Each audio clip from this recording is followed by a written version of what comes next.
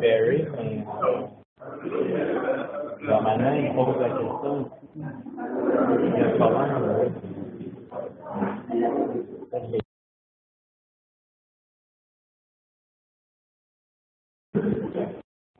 Normalement, elle est rentrée peut-être dans le chien. Toi, normalement, Michel, tu vois pas ça? Ce que tu me dis, c'est que tu vois pas les slides? Je ne vois pas la prochaine slide. Ok. C'est ça qui est étonnant. On va pas régler ce problème-là pour les prochains. C'est bon? Mais en tout cas, ça peut être que ça marche. Peut-être. Bonjour tout le monde. Alors, merci encore une fois. Aujourd'hui, c'est le dernier cours sur les visites. On va moins noter pour l'introduction pour l'ingénieur. Ça va porter plus particulièrement sur les suites d'estime. À Michel. Sans plus tarder. OK, donc bonjour. Donc, ça, c'est le troisième cours de la série sur les différentes saveurs de qubits. Nous avons mis comme maintenant les différentes spécifications de la saveur. Donc, et ensuite, on fait un tableau dernier cours à deux architectures. Est-ce que vous m'entendez bien en arrière? Oui, parfait. Oui, OK. Deux architectures basées sur les trappes à ions, qui est un système atomique, et les qubits supraconducteurs, qui sont des systèmes macroscopiques qui comportent comme des atomes artificiels et qui sont fabriqués en circuit dans les techniques de la microélectronique. Aujourd'hui, on va faire dans la même veine, on va qui est une architecture semi-conductrice, qui est autant prometteuse que les trois autres. Et c'est aussi une activité qui s'effectue au sein de l'Institut quantique pour la recherche sur les qubits de style.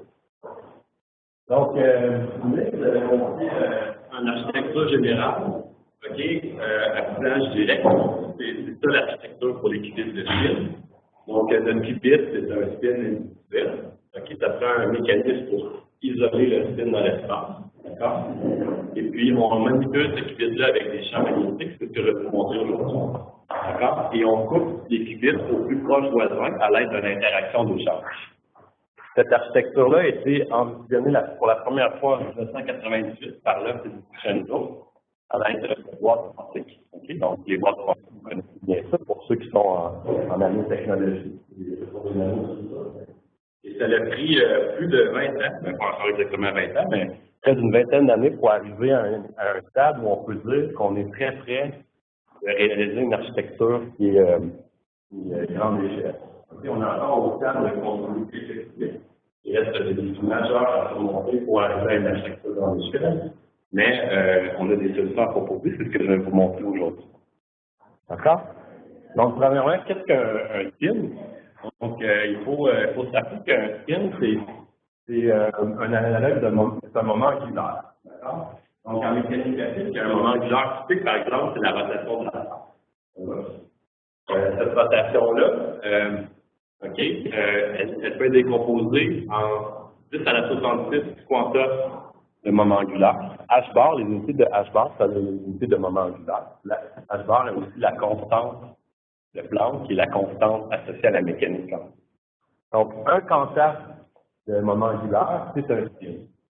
Ça s'appelle un moment angulaire intrinsèque. Donc, c'est un quanta du moment angulaire. Donc, c'est un quanta du moment cinétique. C'est porté par des particules élémentaires, des électrons, des protons. Et c'est ces particules-là qu'on va considérer aujourd'hui. Et c'est une propriété qui est purement quantique. Il n'existe pas d'analogue classique au moment angulaire intrinsèque. Bien, je vais vous expliquer ce que je veux dire par là à la prochaine slide. Donc, premièrement, le spin est porté par des particules. Lorsque le spin est porté par des particules chargées, c'est comme si on avait une boucle de courant qu'on va avoir. Donc, c'est appelé un moment magnétique. Donc, vous voyez le spin comme un aimant microscopique. Donc, avec un pôle nord et un pôle sud. Lorsqu'on applique un champ magnétique, d'accord? Sans champ magnétique, le spin, il y a une section aléatoire. Lorsqu'on applique un champ magnétique, le spin va avoir tendance à s'aligner au champ magnétique et être parallèle comme ça. On a un aimant classique, il existe une infinité d'états entre être parallèle ou antiparallèle. D'accord? Il existe une infinité d'états comme ça. Pas pour le spin. Le spin, il y a juste deux états possibles. Il est soit antiparallèle, ça fait notre état 1 pour le qubit, ou il est soit parallèle. Okay. Donc, on peut dire que ça forme un qubit idéal. Vous vous souvenez, lorsqu'on appelle des qubits supraconducteurs, il fallait isoler deux niveaux d'énergie dans le spectre en énergie de l'atome artificiel, que fait le qubit supraconducteur, pour avoir notre qubit. Le spin, on n'a pas besoin de se préoccuper de ça, il y a juste deux états. Hop là. Okay. Parallèle, antiparallèle. Donc, c'est vraiment un qubit idéal.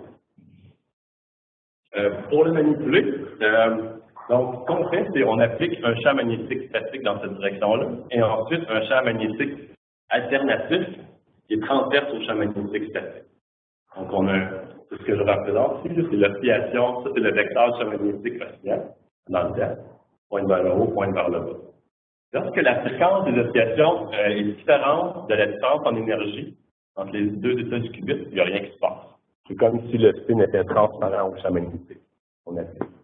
Par contre, lorsqu'on tombe en résonance, c'est-à-dire parce que la fréquence du qubit, la fréquence des oscillations multipliée par la constante de Planck H égale à la différence en énergie, et bien là, on peut absorber de l'énergie.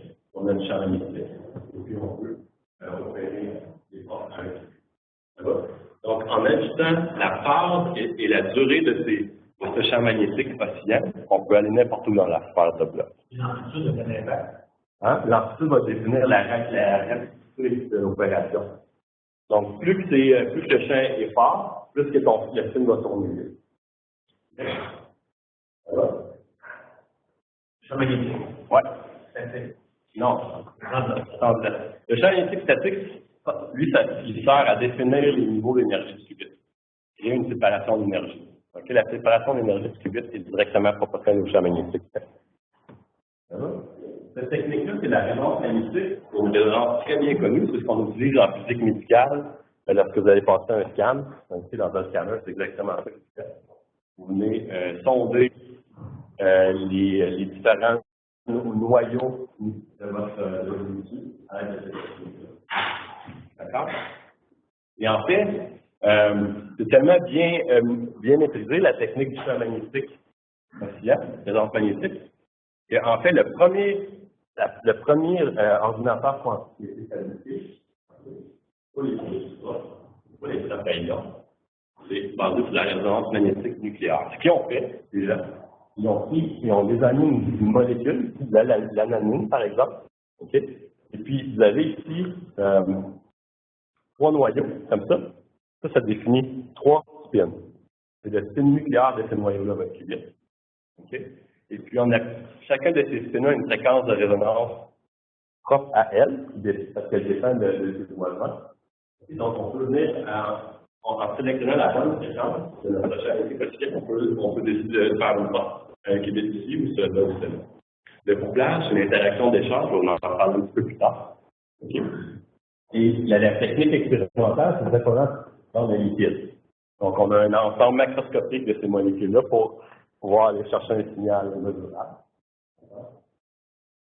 Et avec ce liquide de molécules, comme ça, qui donne l'ensemble qui donne le signal, ils ont été capables de factoriser 15. Et bien, c'est au début des années 2000. À QC à Waterloo, ils ont enchevêtré 12 qubits comme ça. Donc, c'est super cohérent. Ça, c'est la température qui est un liquide. Ça ne marche pas forcément en température. C'est un liquide. C'est un ordinateur quantique qui fonctionne à température. Vous savez, il fait que les nucléaires sont très robustes dans l'environnement. Le problème, c'est qu'il y a une limitation intrinsèque. Okay? C'est pas scalable. On ne pourra pas faire un ordinateur quantique avec 1 million de qubits, par exemple. Voyez, ça impliquerait d'avoir 1 million de noyaux différents, donc une très très grande manipulation. Puis il y a aussi un détail technique lié à la mesure qui fait qu'on ne pourrait même pas mesurer. Okay? Donc, la morale de l'histoire, c'est bon pour faire des preuves de concept, mais c'est inutile dans la pratique pour l'ordinateur. D'accord? Donc, ensuite, les gens ont dit, OK, bon, ben, pourquoi à la place, on ne prend pas des spins qui sont dans un solide, par exemple, un semi-conducteur? En fait, d'un point de vue théorique, il n'y a rien qui nous empêche de fonctionner des spins comme ça. Donc, on peut en avoir autant qu'on veut. D'accord? Donc, on peut les fabriquer en masse à la technique de la microélectronique. Ça va? Le gros problème, c'est que à cause qu'on a un matériel, ces matériels-là, ils ont des spins nucléaires, par exemple, des noyaux, dans la zone de chacun des atomes. Puis ce que ça fait, ces atomes-là, on ne peut pas les construire, donc ça va créer une force douce. Ça va créer une force de cohérence. OK? Donc c'est ce que je voulais dire ici. Oups! Ah! Bon, une domination. C'est vraiment important la transition. Donc, l'idée dans les semi-conducteurs, c'est qu'on peut profiter de la fabrication de masse. Par contre, les matériaux, c'est la force d'équivalence du spin natif des matériaux. D'accord? Donc, il faut s'affranchir de ça. Donc, ça s'avère que le silicium, notre cher silicium, le matériau qui est le pilier de la microélectronique, c'est un excellent milieu, médium, pour les spins. Et pourquoi? Parce qu'on peut le purifier isotopiquement à l'isotope silicium 28. Ce isotope-là. Donc, imaginez ici, ça c'est en vert, mais en rouge ici, c'est mes atomes de silicium qui forment le cristal de silicium. Si chacun des atomes a un isotope silicium 28, il n'y a pas de spin nucléaire. Okay? Donc, ça devient un fil magnétique. Et ça, c'est pas des blagues, hein? Il y a le projet Avogadro qui consiste un projet international qui consiste à dessiner les talons du kilogramme, okay, en utilisant une sphère de silicium. Okay, l'idée, c'est qu'on compte le nombre d'atomes, on connaît le volume, on connaît la masse pour chacun des atomes, c'est facile de définir notre standard. D'accord? C'est un projet qui s'appelle le projet Avogadro. Par contre, il faut avoir un qui peut, donc ça fait une isotope qui peut être 99,99% pour avoir une bonne précision pour le travail. Okay. Donc, ce que vous voyez, c'est une sphère d'1 kilogramme de silicium magnétique avec cette pureté-là. D'accord? Donc, si on regarde l'isotope silicium 28 dans le tableau périodique, l'isotope, okay, c'est le plus abondant, donc c'est pour ça qu'on choisit le silicium en force. Okay, son spin net est nul. Ça va? Donc, si on vient mettre un qubit de spin dans notre silicium 28, c'est tout comme s'il n'y avait pas de spin nucléaire. C'est comme si le spin était dans le vide. Okay.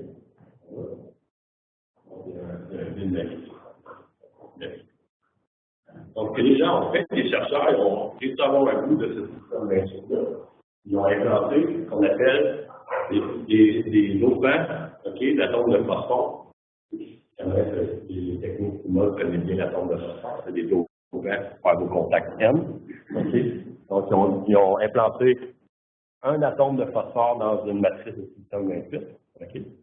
Donc, ça, en fait, le noyau, c'est un spin nucléaire, okay, qui est stable avec un spin 1,5.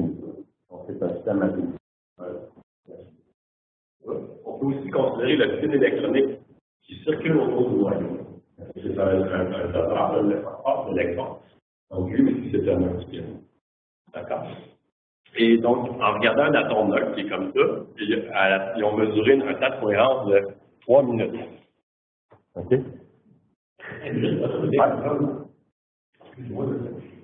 Donc, dit que le spin nucléaire est une demi, il y avait le spin électronique qui va faire qui était avec, donc le spin global des deux, ça s'appelle des 5 bits et des c'est un peu compliqué. Okay. Mais on peut, par exemple, ioniser l'électron. Il y a juste l'atome ionisé de phosphore, il y a juste le spin nucléaire. Et pour ce spin nucléaire-là, qui est ionisé, le temps de cohérence est de 3 heures. Okay. Donc, ce que ça veut dire, là, vous appliquez votre pulse RMM, okay, qui fait que vous allez dans un certain endroit dans la sphère de bloc, puis bon, Après ça, le spin va demeurer cohérent dans cette paire de blocs-là pendant 3 heures.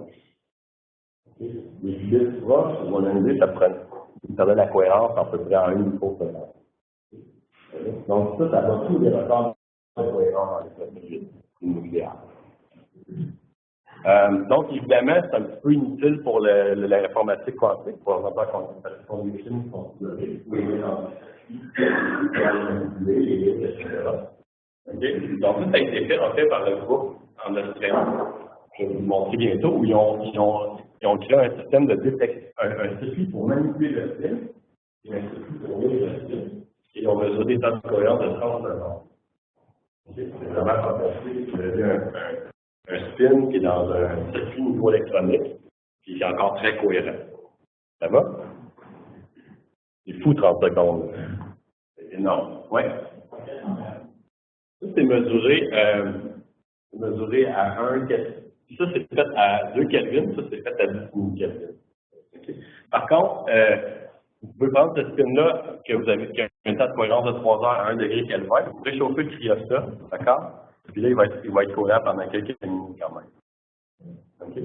Justement, la cohérence des spins de défaut dans des matériaux sans spin nucléaire peut être utilisé comme senseur quantique. On a un objet qui est sensible à l'environnement à température pièce parce qu'il est encore quantique.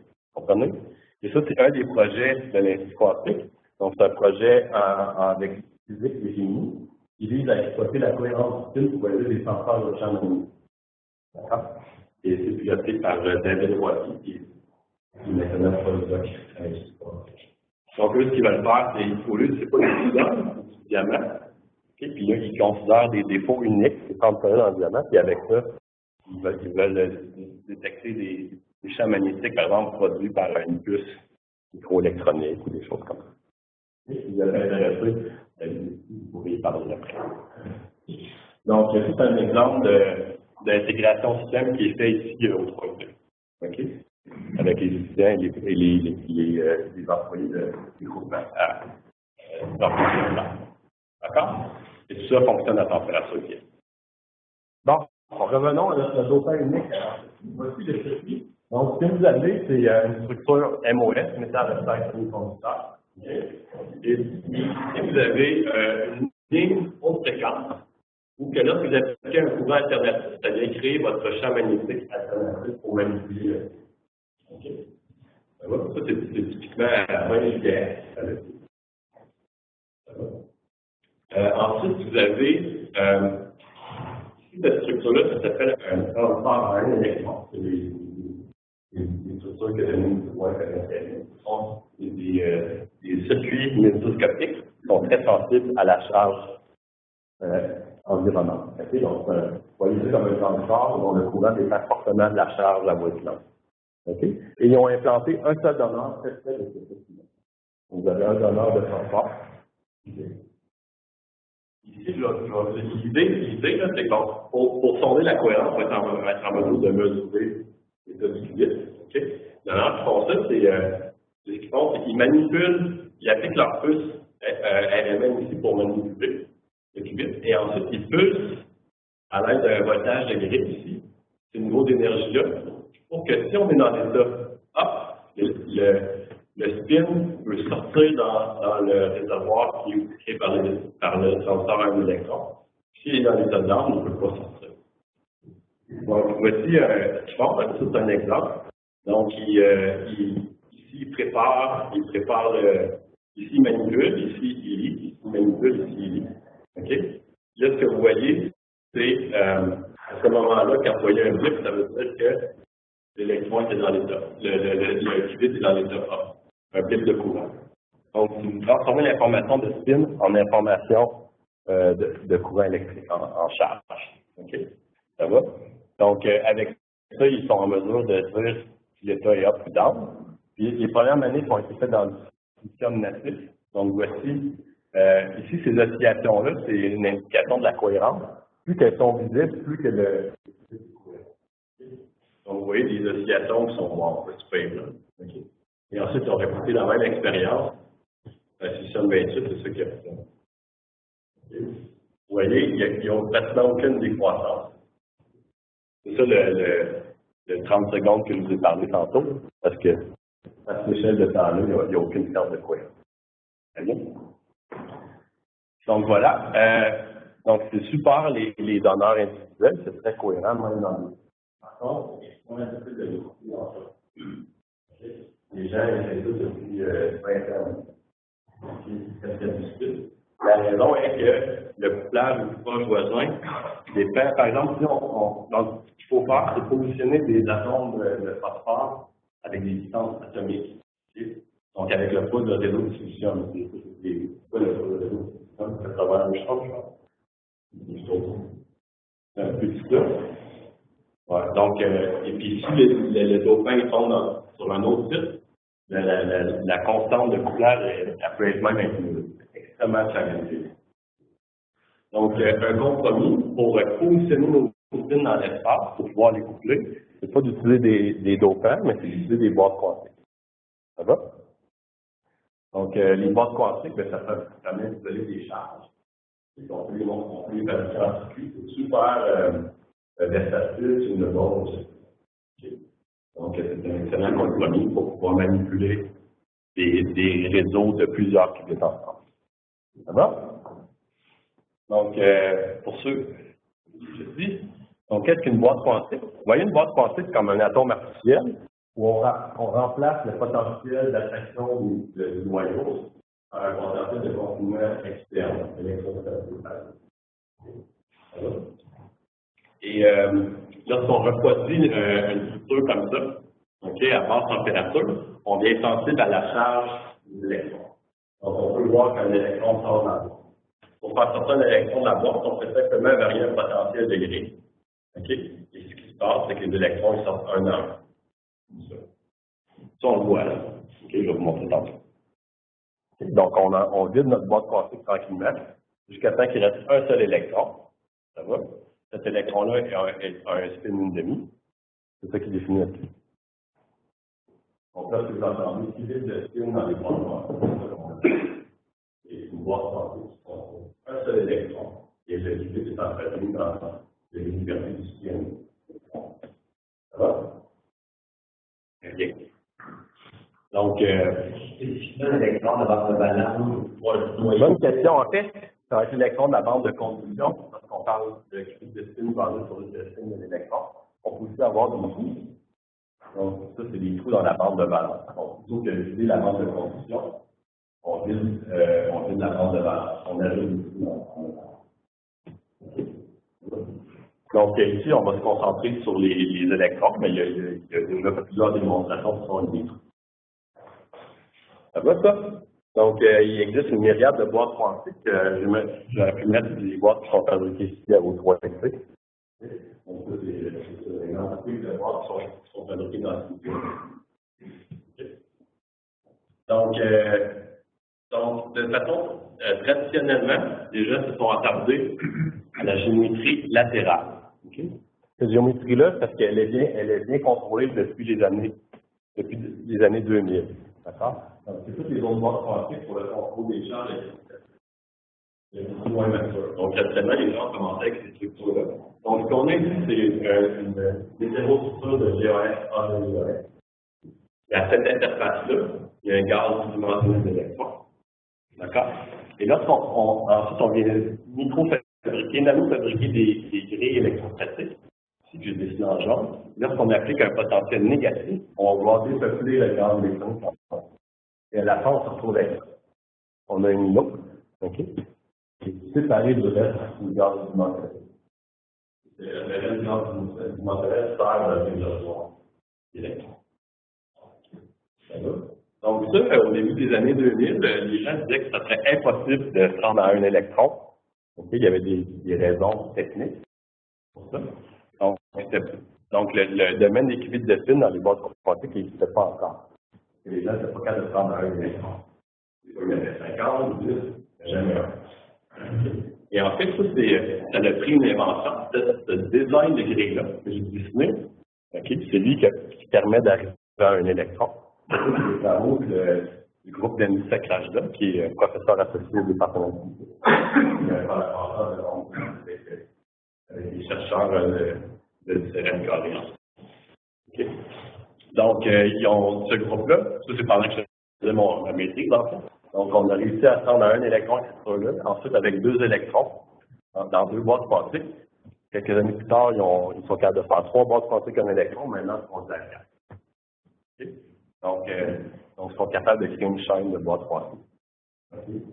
C'est un matériau qui est extrêmement fort, pas beaucoup de désordre. Okay? Donc, c'est en fait le contrôle électrostatique qui est super bien contrôlé. Okay? C'est maintenant trivial d'avoir un électron, 2 électrons. OK, donc là, vous voyez, on a un support physique pour confiner nos porteurs de charge, nos électrons. Par exemple, ici, on peut avoir 3 qubits de spin qui sont couplés un à l'autre. D'accord? Donc, premièrement, comment s'assurer qu'on a un seul électron par boîte? Ici, j'ai un exemple d'un dispositif que j'avais appliqué dans mon podcast. OK, au Japon. Donc, ça, c'est mes données en fait. OK? Donc, on fabrique ce dispositif-là et on refroidit à très basse température, 10 millièmes de degré au-dessus du zéro absolu. On mesure le potentiel appliqué sur l'électron. On forme ici un détecteur de charge. J'ai expliqué tantôt un électron qui est un détecteur de charge. Vous voyez ça comme un autre détecteur de charge. Et on mesure le courant du détecteur, la réponse du détecteur, en fonction du potentiel appliqué sur la grille 1 et 2. Donc, vous avez le potentiel sur la grille 1 et 2. Ça, c'est la réponse. Le background en haut, ça veut dire que c'est différent. Le nombre de charges dans l'ordinateur qui va entre 1 et 2 est fixe. Quand vous voyez une ligne, ça veut dire qu'on ajoute un électron. Par exemple, si on se déplace ici, et on va à cette ligne-là, on prend un électron de la source, il rentre dans la boîte quantique. Okay. Donc, on part d'une boîte qui est vide, puis on a un électron dans la boîte de gauche. Comme ça. Ensuite, on peut s'amuser à se promener comme ça. Donc, on peut même transférer l'électron de gauche à droite. On tombe dans l'état de charge 0,1. Et on peut même, si on veut ici, on rajoute un électron à gauche. Donc, le régime ici, on a un électron en boîte dans chacune des boîtes. Autrement dit, on a 2 qubits de spin. Donc, c'est le blocage de Coulomb et la détection de charge qui nous permet de déterminer les états de charge de la boîte quantique. C'est la première étape pour avoir un régime. OK. Maintenant, ensuite, il faut être en mesure de lire le spin. Premièrement, initialiser le spin. Donc, ça, en fait, c'est super facile. Comme je vous ai dit, on va refroidir à très basse température. Et à cette température-là, l'énergie thermique est beaucoup plus petite que l'énergie lunaire. On applique un champ magnétique d'un Tesla. Et nos spins s'alignent avec le champ magnétique de façon naturelle. Donc, on est initialisé dans l'état 0,0. Okay? Si vous avez une chaîne de qubits, c'est la même chose. Voilà. Pour la lecture, maintenant, il faut être en mesure de lire l'état des qubits. Donc, une technique est la suivante. Ça va, donc, on pulse une tension grise de manière qu'au début, on est dans le blocage de Coulomb. Donc, ça, on a notre boîte quantique qui contient un seul électron. Il peut être dans l'état soit up ou soit down. Okay. Ça va? Si on veut lire l'état de spin, on vient pulser le potentiel de grille sur spin. Par exemple, oups. OK. Puis, de sorte que les niveaux d'énergie du qubit se retrouvent soit en dessous du niveau de fermi du réservoir ou soit au-dessus. Donc, si on est dans l'état down, OK, bien, l'électron va pouvoir sortir. OK. Lorsqu'il va sortir, ça veut dire que la charge de la boîte quantique va changer d'un électron. Le détecteur de charge va voir une charge qui vient de sortir. Ça crée un blip, un clic. Donc, vous voyez le clic ici, là, ça, c'est l'électron qui sort de la boîte quantique. D'accord? Et puis, si on est dans l'état down, il n'y a rien qui se passe, on n'a aucun clic. Parce qu'on est plus bas que le niveau de fer. Ça va? Donc, ça, c'est la lecture de spin où on change l'information de spin en information de charge. C'est un clic à coup sûr, c'est dans une lampe. Très bonne question. Donc là, premièrement, ça, c'est le numéro qui est descriptif. On parle de qubit. Il sort. Après ça, il rentre, on n'a aucune idée. Donc, il faut que la fidélité de lecture soit très, très élevée, près de 100%, pour que ça marche mieux. Parce que si on a une erreur de lecture à chaque fois, après ça, quand on va réutiliser les sons, on va pas trouver ça. Okay. Donc, en ce moment, on a des fidélités de lecture de 99%. Mais pour amener ça à 99,9. Donc là, il y a des défis d'ingénierie, avec l'instrumentation froide, des choses pour augmenter. Avec nos collaborateurs, on a développé une nouvelle technique, on a 99,9. Donc, un peu de physique à faire et un peu d'électronique froide pour monter à 99. Mais en principe, pas de problème. On a mis même l'électron, il ne va pas nécessairement. Ah non. Pas probabiliste. Oui, là, si on sait avec 100%, si on a préparé un état où il est 100% dans l'état d'âme, il va sortir. Mais si dans une superposition d'état, des fois il va sortir, des fois il ne va pas sortir. Il ne faut pas oublier ça. Okay, ça, c'est le postulat de la lecture. Quand on est dans une superposition d'état, l'électron il sort, c'est-à-dire qu'on a projeté la fonction d'onde dans l'état d'âme. Là, t'es sûr qu'il y a une arme de même. C'est ça. Bon, ensuite, les portes logiques, comment on fait ça? Ben, les portes avec qubit, c'est ce que je vous explique, c'est la résonance magnétique. Donc, on applique un champ magnétique oscillant, okay, qui doit être localisé au qubit. Les portes à 2 qubits, c'est l'interaction d'échange. Je vais vous donner un exemple ici. C'est basé sur la répulsion électrostatique et l'effet tunnel. C'est une combinaison des deux. Donc, imaginons qu'on part dans cet état-là, up-down. Okay? Donc, cet électron-là, l'effet tunnel lui permet d'aller d'une boîte à l'autre. Il passe par l'effet tunnel. Okay? Mais à cause de la répulsion électrostatique, il ne peut pas rester là. Il ressort. Okay? Donc, j'ai plus mon animation. OK, c'est bon. Donc, ce qui va se passer, c'est que, par exemple, on est comme ça. Donc, l'effet tunnel, l'électron peut faire ça. Okay? Puis, ça peut être l'autre électron qui sort. Okay? Donc, qu'est-ce qu'on a fait? On est passé de 0,1 à 1,0. On a fait une opération swap. Okay? Donc, swap, ce n'est pas une opération universelle pour le calcul. Il faut faire la racine de swap. Tout ce que ça veut dire, là, il faut juste allumer l'effet tunnel. Si ça prend, mettons, 1 nanoseconde pour faire un swap, il faut juste allumer l'effet tunnel en une demi-nanoseconde pour faire l'effet tunnel. Ça va? J'avais mon animation. Bon. Donc, c'est drôle à dire, hein, mais c'est l'opération à 2 qubits qui a été réalisée en premier. Parce qu'elle est beaucoup plus facile. Ça implique seulement joindre une paire. D'accord? Donc, support, au début, les boîtes sont loin l'une de l'autre. Il n'y a pas d'interaction d'échange parce que c'est dans l'effet tunnel. L'effet tunnel, des fois, exponentiellement avec le système. Donc, l'échange est off. On applique un voltage négatif. Cet électron-là va être repoussé par l'autre boîte. Et là, on va avoir une interaction d'échange qui est allumée. Okay. Donc, ce qu'on voit, c'est la durée que l'interaction d'échange est allumée. C'est en fonction de la puissance de la tension de qu'on a appliquée. Ce que vous voyez, les oscillations ici, c'est un graphique théorique tout expérimental. C'est les oscillations associées au couplage de deux. Ça va?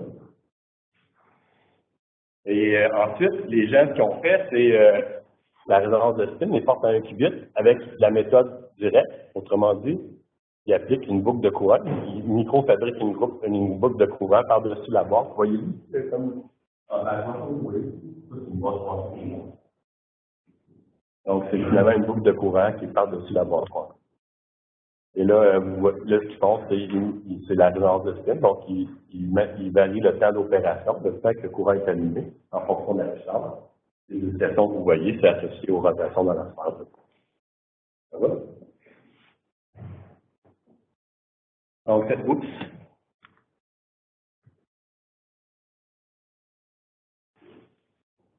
Donc, les portes à 2 qubits, en fait, c'est super rapide. Ça demande une très faible puissance d'opération. C'est des nanomètres. C'est facile à localiser parce qu'on joue avec des chaînes, avec des voltages réguliers. La méthode à 1 qubit traditionnelle avec le courant, ben, en fait, c'est très lent parce qu'on est dans un frigo à dilution. La puissance qu'on peut appliquer ici, c'est limité. On ne peut pas appliquer n'importe quelle puissance. Le frigo, il réchauffe, puis l'électron, il s'en va de la boîte quantique. Donc, on limite les temps d'opération qui sont relativement rapides. Ça demande des hautes puissances, mais aussi c'est très difficile à localiser. Si on a une réponse, ça compte de courant. Je ne peux pas l'intégrer d'une boucle qui prend 3 points. Donc, ça prend d'autres techniques pour faire des opérations qui sont adressables. Donc, une solution qui à ce problème-là de localisation donc on aimerait avoir, ce que j'essaie de dire, on aimerait avoir des opérations qui sont électriques avec des voltages au lieu de magnétiques. Pour pouvoir faire ça en fait de puissance et localiser aussi l'opération. Donc, une technique que j'ai inventée, c'est on vient intégrer un micro-aimant qui est par-dessus la base quantique. Donc, vous voyez ici, ça, c'est les lignes de champ magnétique qui sont comme ça. D'accord? Et donc, si vous regardez les lignes de champ magnétique, quand vous êtes à droite dans la base quantique, elles pointent vers le bas. Et quand elles sont à gauche, elles pointent vers le bas. Donc, vous avez un voltage degré. Qu'est-ce qui arrive si vous appliquez un voltage AC alternatif sur la position de l'électron? Des fois, l'électron, c'est une charge négative. Quand c'est négatif ici, l'électron va aller où? Gauche-droite, il va aller à droite. Okay? Donc, il va avoir un champ transverse qui pointe vers le bas. Si la polarité est positive ici, l'électron va pouvoir aller à gauche. Et là, il va avoir un champ transverse qui pointe vers le haut. Donc, si vous bougez de façon périodique la position de l'électron, lui, qui voit, c'est un champ magnétique oscillant. OK? Donc, cette technique-là, quand même, pour mettre des chiffres, là, on est, avec les micro-aimants, on est capable de réaliser des gradients de champ magnétique. Donc, de 1 Tesla par micromètre, ça veut dire que si vous déplacez l'électron de 1 micromètre, vous allez avoir une réponse de 20 Tesla. Évidemment, on peut déplacer par micromètre, c'est plus sur une dizaine de nanomètres. Ben, néanmoins, ça donne des chaînes de 10 000 Tesla. Et ça, c'est fait avec des puissances dans les nanowatts. Avec la technique de courant électrique, et avec le courant électrique, pour avoir les mêmes champs possibles les watts. Et aussi, on peut profiter du fait qu'on a aussi une composante parallèle au champ externe. C'est notre champ statique pour la résonance de système. Okay? Donc, on va pouvoir venir jouer sur la fréquence de résonance mécanique. Donc, on peut faire des designs de micro-aimants où chaque base va faire sa propre fréquence de résonance. Donc, on peut venir adresser chacun pour les opérations. Donc, ça, c'était la démonstration expérimentale en 2008. Donc, encore, on n'avait pas encore d'opération cohérente, on voyait juste la résonance de spin. Ici, ce que vous voyez, c'est le courant de détection en fonction du champ magnétique externe. Vous avez deux bases quantiques, okay, vous voyez deux pics de résonance, un pour le spin de gauche, un pour le spin. Cette technique-là a été peaufinée au travers des années. Voici des oscillations de Rabi associées aux rotations des qubits. Donc, on peut tourner le qubit de gauche et le qubit de droite. Okay, c'est ce que vous voyez ici. Pas très joli. Okay. N'oubliez pas, toutes ces expériences-là sont faites dans l'arsenal de gallium où la cohérence est vraiment pas bonne à cause des nucléaires. On voit des signatures de rotation. Ensuite, on a amélioré le design pour avoir des gradients encore plus forts. Et là, on commence à battre la décohérence du nucléaire. On peut opérer avec plus d'efficacité. Okay. Et là, le même groupe sont maintenant passés au silicium. Okay. Donc, ça, c'est du silicium natif. On ne voit pas le micro-aimant, mais c'est le même design que là. Donc, c'est exactement la même chose. Ici, sauf qu'au lieu d'avoir du GAS, c'est du silicium germanium. Okay. C'est une hétérostructure de silicium germanium avec du silicium natif. C'est même pas ce que j'ai dit. Regardez la beauté des cohérences. OK, ça va? Donc, là, on a des oscillations cohérentes.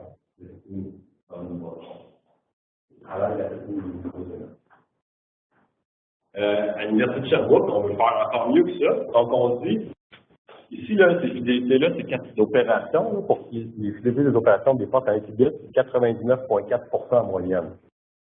C'est vraiment très bon. Hein? Mais pour faire dans un ordre quantique, il faut 99,999%. Ce design-là, il n'est pas optimisé de micro-aimants. Donc, les opérations, le temps de rotation, il va être beaucoup plus vite. Donc, dans notre groupe de recherche, on développe des nouvelles techniques qui combinent des micro-aimants et des boîtes quantiques qui sont mieux adaptées à cette technique pour avoir des opérations encore plus vite. On prédit, selon ces chiffres-là, et ce qu'on connaît du bruit dans le système, on prédit des fidélités de 99,99%. D'accord? Donc, ça, c'est un des objectifs de mon groupe de recherche, d'améliorer la fidélité au bon niveau pour l'ordinateur quantique. Ça va, ça? OK. Donc, tout ce que je vous ai montré jusqu'à maintenant, c'est des opérations. Tous les ingrédients de base pour réaliser une architecture d'ordinateur dans les modes français. Tous ces ingrédients-là ont été démontrés un à un dans des dispositifs basés sur l'arsenal de Gallium. Comme je disais, toute cette technologie de fabrication, cette plateforme-là, elle est très mature, donc c'est très facile de fabriquer des boîtes françaises. Donc, ensuite, les gens se sont dit, bon, là, on a encore notre problème du nucléaire, il faut s'attacher du nucléaire, donc il faut fabriquer des boîtes plastiques en silicium. Ça va? Et puis, ça a pris quand même beaucoup d'années. D'accord? Et maintenant, vous allez voir, on s'en vient très bien. Donc, il y a deux plateformes prométriques. OK? Il y a la plateforme basée sur des hétérostructures de silicium germanium. Donc, on reprend le même type de géométrie latérale pour qu'on va voir. Et puis ça, c'est ce que je viens de vous montrer. Ça, c'est le groupe de HRL Lab, qui, eux, donc, ils ont un autre mode d'opération des boîtes françaises. Ici, ça, si vous voyez, c'est en mode dépression, on appelle ça des boîtes françaises en forme de stade. Okay, c'est comme si vous avez un stade, vous avez des électrons là. Donc, il y a un autre type d'opération, c'est en mode d'accumulation. On accumule des électrons en dessous de grille d'accumulation. Ici, en fait, ils ont trois qubits de spin, ici. D'accord? Je vais remonter une batterie. Et puis, ce qu'on voit ici, c'est une opération d'échange en donc, vous voyez, au début, ils sont assez cohérents, mais après, on perd la cohérence. C'est à cause du prix de charge. Donc, on a des opérations à 2 qubits qui sont relativement bien, mais il reste encore de la recherche à faire pour qu'elles soient encore meilleures. Ça va? Mais on est capable de faire des opérations à 2 qubits dans le silicium. En utilisant les mêmes trucs de mode d'inclination, il y a un groupe qui a réussi à faire une chaîne de 2 pouvoirs 3. Vous voyez qu'il est 2 pouvoirs tous. Et donc ça, c'est vraiment merveilleux. Il y a une autre plateforme, oui. Oui, c'est le problème que la fiabilité de la lecture n'est pas bonne. C'est bien compris, c'est à cause que quand il est spin-off, des fois, il ne va pas. C'est 20% qui sont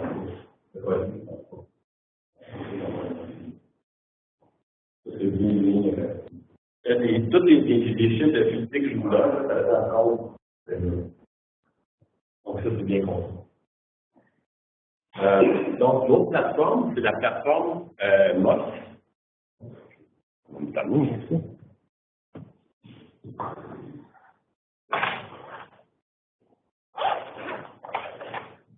Donc, la plateforme MOS, c'est ça, c'est les vos vieux transformers.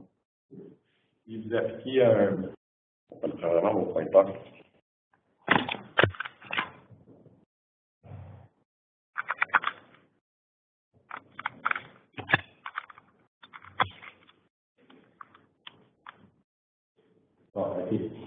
Donc, ici, ce que vous voyez, là, c'est que vous avez un silicium 28 purifié, une couche de SiO2, une couche d'oxyde. Ensuite, vous avez des grilles métalliques. Donc, ça, c'est la structure MOS. Lorsque vous avez des grilles ici, G1 et G2, qui sont cette grille-là, G1 et G2, lorsque vous appliquez des tensions positives, vous venez accumuler un seul spin en dessous, un seul électron, à gauche et à droite. Ça ici, c'est votre détecteur de charge, pour faire les lectures du spin. Puis ça ici, c'est votre ligne de courant qui permet de manipuler le spin. Donc, ce que vous voyez ici, ils sont en mesure de manipuler chacun des spins, des oscillations, des rotations individuelles de chacun des spins en fonction du temps. Et ils sont aussi en mesure de faire des portes à 2 qubits, un peu comme les qubits. Comme vous voyez, les portes à 2 qubits sont encore pas très jolies par rapport aux portes à 1 qubit. Il y a du travail à venir. Donc ça, c'est un challenge. Les portes à 2 qubits ne sont pas encore au bon niveau. On a des idées pour ça. Mais le plus gros challenge pour le silicium, c'est l'immaturité du domaine. Donc, les mois en général, depuis les années 90, les gens sont super en silicium. C'est pas bon.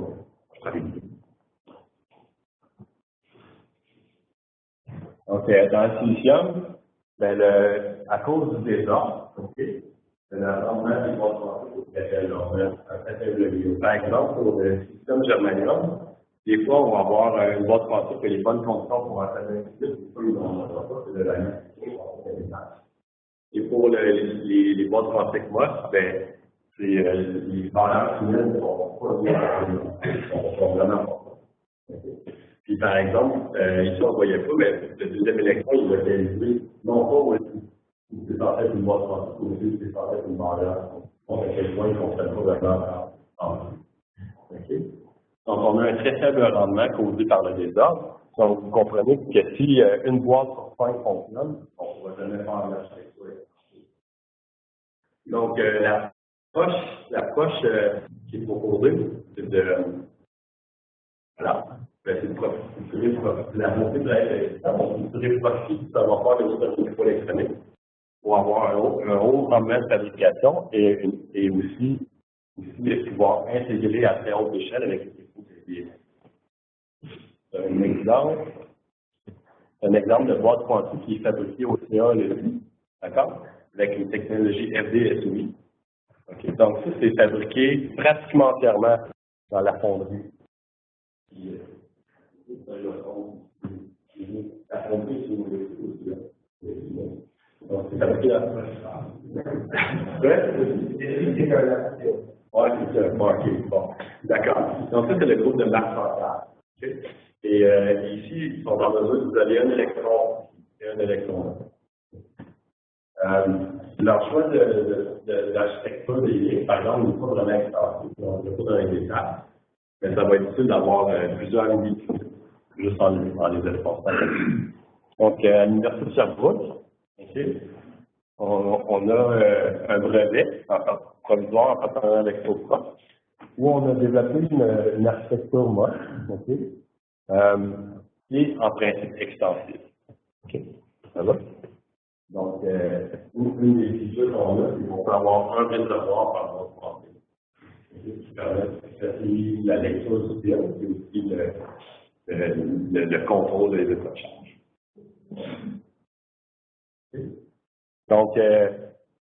Donc, imaginons maintenant qu'avec ce brevet-là, et en profitant du savoir-faire de la microélectronique, on est capable de fabriquer plusieurs. C'est la prochaine ici, c'est l'instrumentation. D'accord? Donc, je vais vous montrer un peu. Oups! Donc, voici un laboratoire typique de crise de spin. Vous avez un réfrigérateur à admission qui permet de refroidir les liquides à très basse température. Dans le cas, ça passe ici, tout se passe bien. Vous avez votre chiffre à la température. Et la limite, vous avez 10 microvolts sur votre degré, 10 microvolts. Et vous contrôlez vos qubits à l'aide d'un rack, comme ça, avec des appareils qui servent électroniques. Okay. Ce rack-là, il coûte à peu près 100 000 okay, en termes d'instrumentation. Okay. Vous avez quelques câbles pour amener des signaux de contrôle de lecture. Ça va? Donc, un ordinateur quantique qui va pouvoir battre l'ordinateur classique, mais on dit supposons que ça va prendre au moins 100 qubits. Donc, je ne sais pas si vous avez de quoi vous avez, ces qubits-là, on va faire la correction d'erreur, on va encoder un qubit de chiffre dans plusieurs qubits. Donc, des algorithmes optimistes, okay, à peu près 10 000 qubits par qubit de chiffre. Donc, 1 million de qubits. Si on se permet une ligne de contrôle par qubit, OK? Ça va? On permet ça. Et puis qu'on suit l'approche avec des racks expérimentales comme ça, ça va prendre des milliers de racks. OK? J'ai calculé la superficie et celle d'un terrain support. Quand on a des signaux de contrôle, c'est des signaux de contrôle pour les qubits physiques ou logiques? Physique. Ouais. Donc, si tu as 100 qubits logiques, à 1000 qubits physiques par qubit logique. 1 million de contrôle. 1 million de contrôle. Ouais. C'est bon. Puis ça, en termes de justement des câbles qui amènent ces signaux-là, OK, le diamètre, le cross-section, c'est 1 mètre carré. Ça, aucun cryostat est capable de montrer le point de vue thermique. C'est toujours juste les choses. Donc, c'est un défi d'ingénierie. OK? Puis bon, l'argent, ça dépend, ça dépend pas pour l'argent. Peut-être pour une compagnie qui veut se lancer là-dedans, mais ça coûte 20 milliards de dollars pour cette approche-là. Okay. Clairement, c'est pas une bonne approche. Donc, c'est un défi d'ingénierie. Okay. Le rôle des ingénieurs est essentiel à la développement de l'entreprise. Ce que je veux à cette approche-là, c'est pas juste une idée. C'est quoi, tous les idées du satellite, ça va être comme ça. Okay. Donc, la beauté de l'approche MOS, donc les boîtes quantiques MOS, avec notre plateforme robotique, c'est qu'on peut profiter aussi c'est compatible avec les transistors CMOS. Donc, on peut espérer intégrer une partie de l'électronique de contrôle en même la chip au panel de communication. Et on peut aussi faire l'intégration en différents états dans ces boîtes. Donc, vous voyez, à l'industrie quantique, donc, c'est une approche de quantique qualité et une clinique internationale. Donc, on profite du savoir-faire des physiciens pour le hardware quantique et aussi le software quantique. Vous avez des nouveaux cas d'intégration derrière. De votre savoir-faire ici en nanofabrication, packaging, instrumentation microsystème, intégration microsystème, et ça va aussi prendre l'industrie, parce que nos centres de fabrication. Donc, on a une discussion avec un partenaire pour pouvoir profiter du IEO et du BLS pour pouvoir intégrer toutes ces approches. Okay. Donc, en conclusion, pour les qubits de spin, j'espère que je vous ai convaincu que le spin, c'est un qubit qui est très prometteur. C'est assez facile de faire son contrôle. Vous avez vu que c'est à combien donc, en vision du silicium 28, on peut s'affranchir de ce problème-là avec le silicium 28. Les boîtes quantiques silicium sont pas encore très matures. On a des problèmes de yield. Okay. Donc, ça va pour régler ce problème-là. Là, on peut profiter du savoir-faire de l'électroélectronique pour faire ça.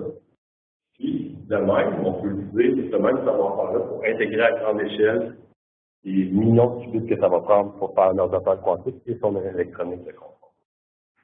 D'accord? Donc, en conclusion pour mes 3 cours, donc vous avez vu 3 plateformes intéressantes, les qubits superconducteurs, les qubits de spin, les trapéions. Ici, c'est un espèce de tableau par le Marie-Louise Scientist. Ça part avec des pincettes, mais c'est quand même facile. Donc, D-Wave, ils mettent à part, on ne considère pas que c'est des qubits superconducteurs. Et puis, celui qui est important, c'est le nombre de thumbs up. Okay. Donc, en ce moment, les qubits superconducteurs, c'est vraiment vrai. On voit aussi dans les subventions de recherche. Donc, les subventions de recherche vont beaucoup aux qubits supra, parce qu'ils sont très avancés. D'accord? Ensuite, on a les qubits de spin, puis les trapéions. Et la conclusion de cet article-là, c'est la suivante. Les qubits superconducteurs, don't like to play. This could just overtake it during the next decade. On va plus par là, c'est qu'on peut profiter. Les qubits supra ne sont pas directement compatibles. Ils sont pour les mêmes process. Les qubits de spin peuvent l'être. Donc, si on peut profiter de ça, on va pouvoir intégrer beaucoup plus facilement les qubits que les qubits. C'est pour ça qu'ils disent ça ici. Puis tout le reste, c'est bonne chance. C'est très bien. Okay. Donc, je termine avec une phrase du vice-président de IBM Research pour les technologies et les sciences. Donc, ce qu'il dit grosso modo, là, c'est la réalisation d'un affaire quantique, ça va pas se faire dans un lab. Ça va pas se faire dans une université. Ça prend une communauté. Ça prend les physiciens, les ingénieurs, les industriels qui travaillent ensemble pour pouvoir réaliser ce défi-là. Donc, puis pour nous, à l'Institut quantique, on espère que vous, les ingénieurs,